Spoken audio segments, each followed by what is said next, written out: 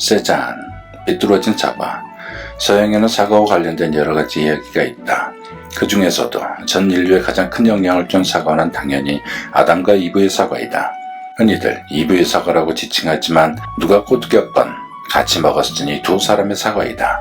그 사과 하나 때문에 인류는 원죄를 짓고 이 험난한 세상을 살게 되었으니 괘씸한 걸로 치면 최고이다. 트로이 전쟁이 일어난 원인도 사과 때문이다. 파티에 참석하지 못한 브라의 여신 에리스가 머리끝까지 치미는 화를 삼키지 못하고 냅다 인간 세계로 날려버린 사과는 우연히 파리스라는 잘생긴 청년 앞에 툭 떨어졌다. 사과에는 가장 아름다운 여신에게라고 적혀 있었다.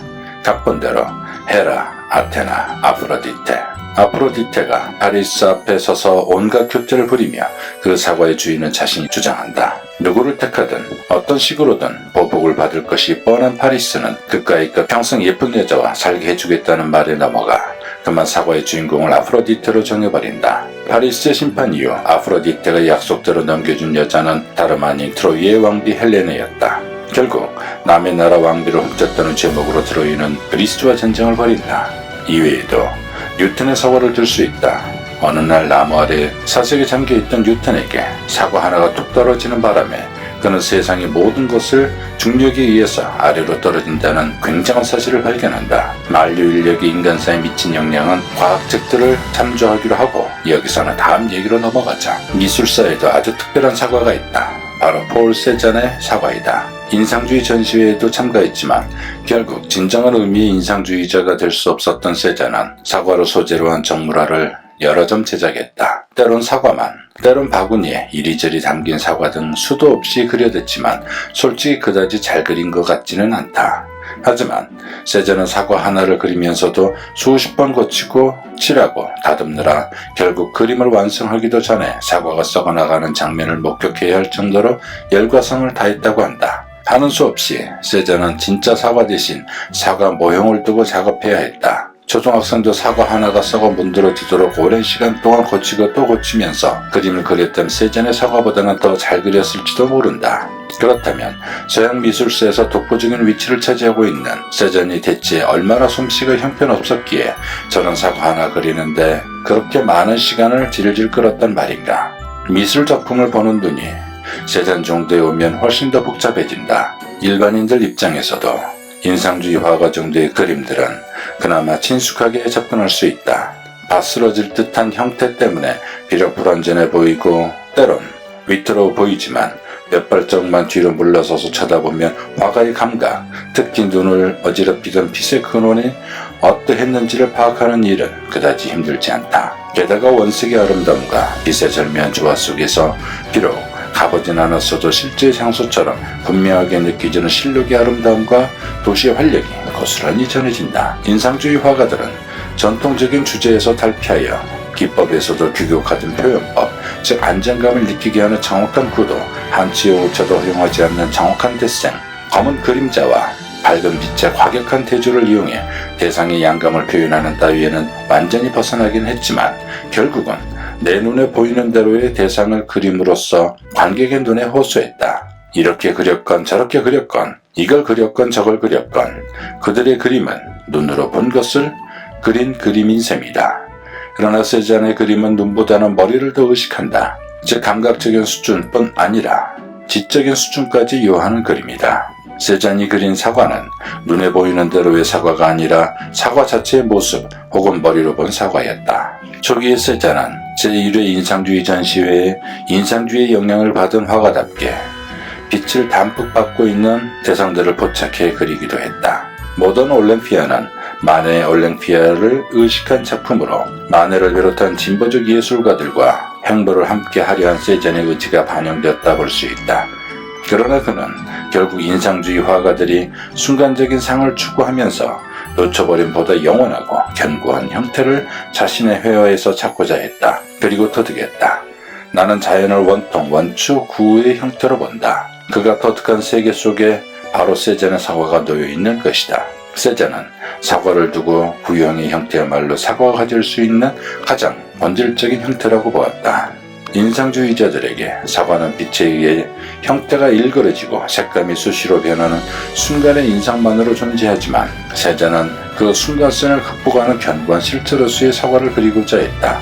게다가 세자는 구 형태의 인상주의자들이나 특히 쇠라가 주장했던 순수한 색이 가지는 힘을 그려놓고자 했다. 그래서 눈에 보이는 사과의 색과는 상관없이 차가운 계열의 색으로 형태의 어두운 부분을, 그리고 따뜻하고 밝은 색으로 빛을 받는 부분을 비교적 넓은 색면으로 발라 입힘으로써 자잘한 붓터치나 점으로 일관하던 인상주의자들이나 쇠라와는 자유를 두었다. 세잔이 그린 과일들은 맛있어 보이지 않는다. 아니, 아예 식용이 아니라 그림용으로 제작된 것 같다. 세잔은 평평한 캠퍼스에 울퉁불퉁한 입지의 사물을 그려낸다는 것이 결국은 눈속임에 불과하다는 사실을 애초에 알아버렸다. 아무리 열심히 그려봐야 그림 속 과일일 뿐 먹을 수 있는 게 아니니 말이다. 대신 그는 오로지 단단한 형태와 어우러지는 색들의 조화로 새로이 탄생한 정말 완벽한 그림으로서의 과일을 창조한 것이다. 원근법 따위는 필요 없었다. 비슷해 보이거나 먹고 싶을 정도의 이야기가 있는 대상이 아니기 때문에 눈에 보이는 대로의 질서, 즉 시점을 통일할 필요도 없었다. 그가 그린 부엌의 식탁을 보면 과일 바구니를 바라보는 시점과 주전자의 시점은 어긋나 있다. 즉 내려다보는 시점을 기준으로 탁자를 본다면 과일 바구니의 위치는 실제로 불가능한데도 세잔의 그림에서는 묘하게 조화를 이루면서 자리를 지키고 있다. 우리의 눈이 카메라처럼 하나이고 또 이동하지 않는다면 세잔의 그림은 잘못 그린 것이지만 사실은 그가 제대로 우리의 보는 습관을 잡아낸 것이다. 피카소가 정면에서 보이는 한쪽 얼굴 옆에 한 사람의 시선으로 도저히 볼 수 없는 반대쪽 얼굴을 펼친 듯 나란히 그려놓을 수 있었던 것은 바로 세잔의 이런 파괴적인 발상에 상당 부분 비치고 있다. 내 눈에 보이는 대로가 아니라 대상의 완벽한 본질은 보이지 않는 다른 쪽 측면의 얼굴도 가지고 있다는 피카소식 논리는 결국 세잔이 추구한 이 체계적 원근법의 타파에서부터 비롯된 것이다. 인상주의 화가들에 대한 모리에가 초반에 얼마나 경멸적인 기사들을 만들어냈는지는 이미 알고 있다. 마찬가지로 세잔의 이런 혁신은 당대에는 미친 짓으로 매도되기 일쑤였다. 여성 노두를 그려넣은 목욕하는 사람들을 보라. 대체 누가 이런 류의 작품을 한눈에 이해할 수 있겠는가? 분명히 세잔은 관능적이고 묘한 분위기를 불러일으키는 인간의 몸을 그린 것이 아니다. 그는 그저 인간의 몸을 통해 발견할 수 있는 여러 형태를 단순화하고 이에 덧붙여 생면의 조화를 화면에 구현해 놓았을 뿐이다. 이 괴물들을 보면서 대체 누가 이 그림을 그린 화가를 20세기 현대 미술 선두주자가 될 인물이라고 선뜻 이해할 수 있었겠는가? 그럼에도 그가 꾸준히 이런 실험적인 행보를 계속할 수 있었던 것은 막대한 부를 지닌 아버지의 경제적 도움이 있었기에 가능했다. 평생 그림만 그려도 밥을 먹고 살 수 있었던 여유가 제도권의 인정을 받아 그곳으로 삶의 발판을 삼아야 했던 다른 화가들보다는 훨씬 더 마음 편하게 전위적인 실험적인 작업을 할 수 있도록 했다. 하지만 엄하고 돈 많은 아버지 아래에서 세잔도 마음고생이 많았던 모양이다. 한 여인과 사랑에 빠져 결혼한 사실을 밥줄을 쥐고 흔드는 아버지가 알게 되면 무슨 경을 칠지 몰라 내내 숨기고 살아야 했을 정도였으니 말이다. 아들까지 두었지만 고향 마을에 내려갈 때는 아들과 아내를 마을 근처 다른 숙소에 머물게 하고선 자신만 혼자 아버지를 만나러 갈 정도였다. 그는 그런 아내의 초상화를 다수 남겼다. 초상화를 그리면서도 오랜 시간을 거의 정물처럼 미동도 못하게 하는 터라 다들 혀를 내두르며 그의 모델이 되기 싫어한 터에 그나마 가장 인내심을 가지고 그를 위해 시체 놀이를 할 수 있는 사람은 아내밖에 없었다.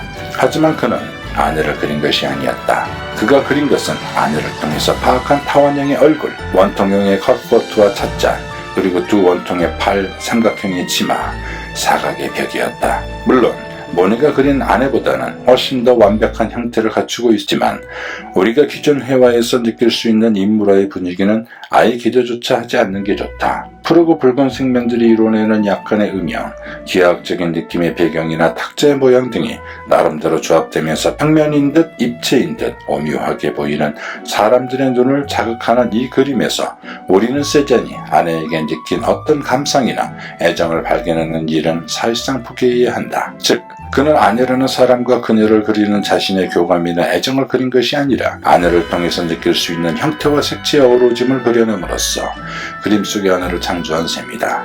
1886년 아버지가 세상을 뜨고 나서야 세잔은 아내를 허죽에 올린다. 그때 아들의 나이는 이미 14살이었다. 이 소심한 화가는 이때부터 고향인 엑상프로방스 지방에 집가하면서 생트 빅투아르 산 연작을 그리기 시작한다. 그러나 모네의 루앙 대성당 연작과는 달리 대기의 변화, 빛의 변화와는 무관한 본질로서의 자연, 즉 원통과 구형과 삼각, 사각의 형태를 그려냈다.